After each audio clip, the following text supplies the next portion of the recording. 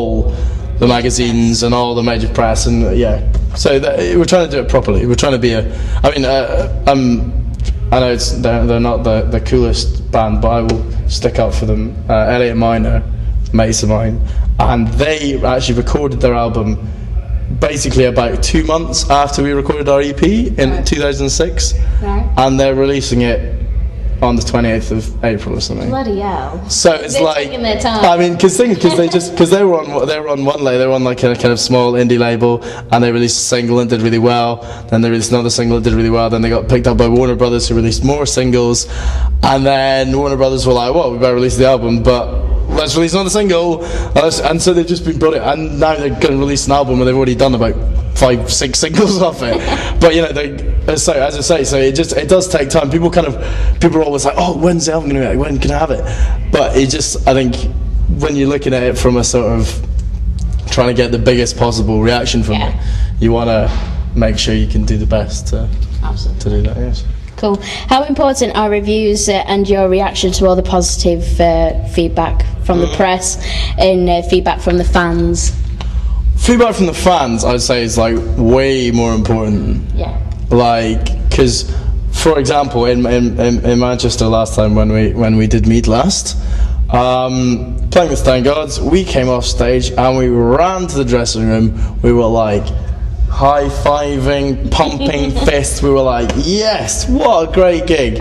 That crowd was really good. Everyone came up after us, oh, great gig. Got loads of comments at MySpace after, great gig, nice one. And like everyone was like really stoked. And we get the last day of the tour, Norwich, we get over one, they were like, pick up crying, see the fantastic review we'll get. Yeah. And then like, boom, kick in the nuts. We were like, we just all stood around and looked at each other, we were like, well, yeah, okay, yeah, that was bad. It was bad. They just tore us apart, just said we were terrible, and we were like, so that just kind of showed us that it's like, and the thing is, to be fair, the guys in the Stone Gods were really good about it, because, they used to be the Darkness, and they were just like, look, mate, when we started out, we had a review that ended with, I hope they die. That was bad. That's bad. They, to be fair, they also told us quite a funny story about when they were in the Darkness, they toured with Disturbed. Yeah. Interesting combination. The Darkness catsuits, Disturbed, kind of WWE kind of. With these things. Yeah, indeed, with this kind of whatever piercings. So I'm trying to think what that is. Chin piercing. Yeah, chin piercing. Yeah, exactly. And anyway, apparently the crowd liked them so much that not only were they throwing money at them, they eventually started throwing their mobile phones at them, because they were like, obviously it was because they were enjoying the set. They were like, oh please, have some money, congratulations, you're so fantastic, have a mobile phone.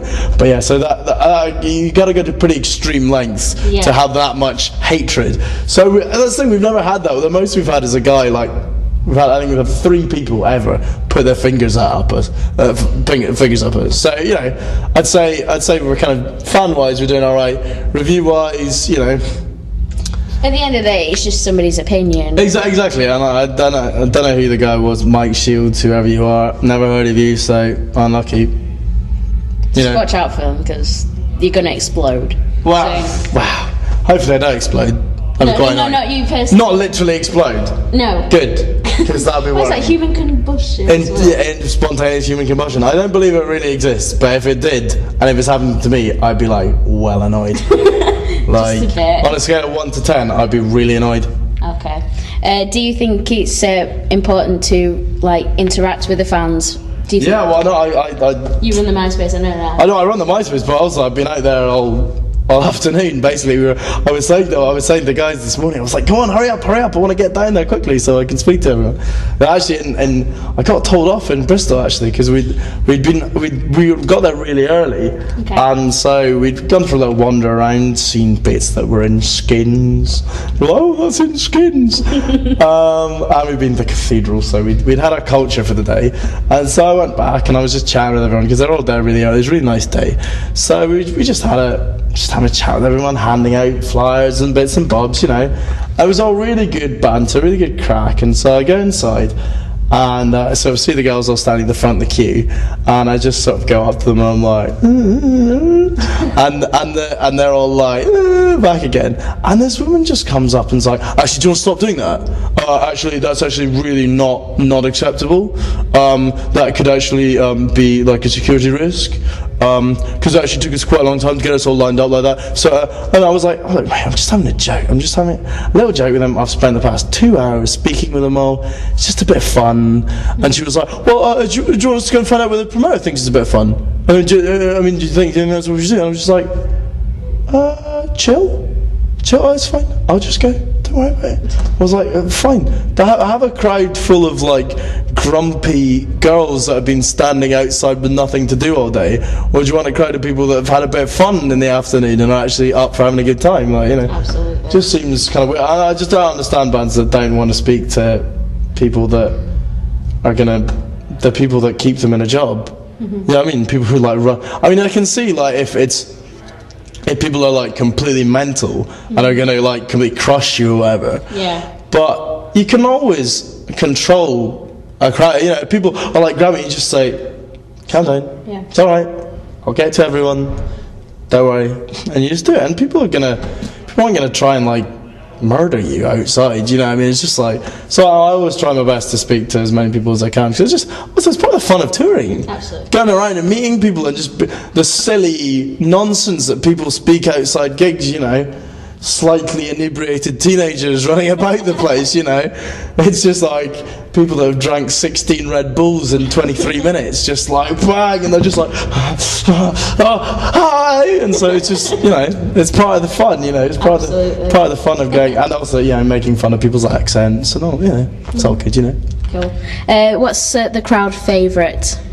I don't know, actually. Always before it was normally Feeling Minnesota, because it's got the big sort of chuggy bit in it, but We Own the Night, and a new one we open up with, that's going down really well. Last Dance Collapse is going down really well. Cultura's always good. I mean, considering we've only got 20 minutes, so it's almost actually quite easy in a way, because you can just put your A material out. It's not like you've got to fill kind of, it's like, when, like, for example, like Panic at the Disco when they were doing their big tours, they were doing these massive tours, headlining tours, with one album's worth of material. And, the songs are, a lot of them only 2 minutes long, 2.5 minutes long. It's like, so we've got an hour and a half to fill up, we've got 40 minutes of songs, so we're going to have a lot of, thinking.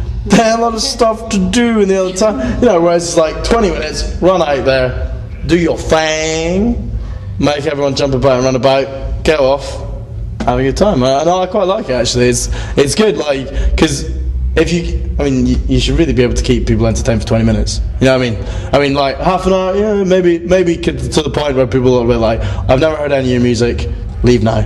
And like 45 minutes, they're really like, whoa, okay, right, now you go now. But 20 minutes is a good length, actually. So. Good warm up.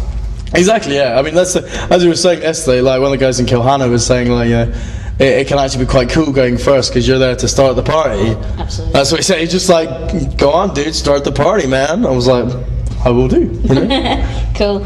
Since you're from Edinburgh, does the Scottish music? You can really hear from my accent as well. Where are you originally from? I am from Edinburgh. Edinburgh, okay. I just moved to Portugal. Okay. Does the Scottish music scene differ from the English music scene? Well, the Scottish music scene doesn't really seem to like us very much. Then yes, I suppose, because we do really well everywhere we go. But that's the thing. I think it was such a disappointment. Like, it's bad. It's bad to say, because Glasgow. Last night, we were on at 6:30, and the doors were meant to open at 7, so that was silly for a start. Mm-hmm. And there was very few people there, and the people that were actually there did actually like us, but just in comparison to everywhere else, it was just like everyone was standing around and going, yeah, that's quite good, yeah, nice one, yeah, we're good, oh, nice one, you finished. Whereas today, it was pandemonium. Yeah. It was just like, it was like a circle pit, woo! Yeah. Well, it was just like, and so it's just we've got some really cool fans who I totally love in Glasgow and in Edinburgh, because we played with AFI in Edinburgh, so I still get people coming up if I go to a gig in Edinburgh. People come and say, do you play with AFI? Oh my god, So that's always quite good. But you know, it's just we never really, like, some people seem to do, like, you know, really, really well on their home turf, and like kind of bit dodgy as well. But I suppose because we never really did the whole local band thing and then go on, because we just basically were like, the first big show we did was in London, right, with Paradise Lost, and then we did